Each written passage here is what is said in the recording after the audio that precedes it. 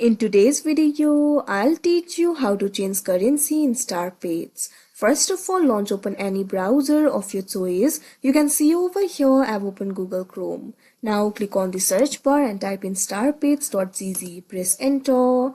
After you do that, you'll be led to the official website of StarPets. Initially, you'll be led to this kind of interface. So if you want to change the currency, it is actually very simple. Right now, you can see the currency is euro for me.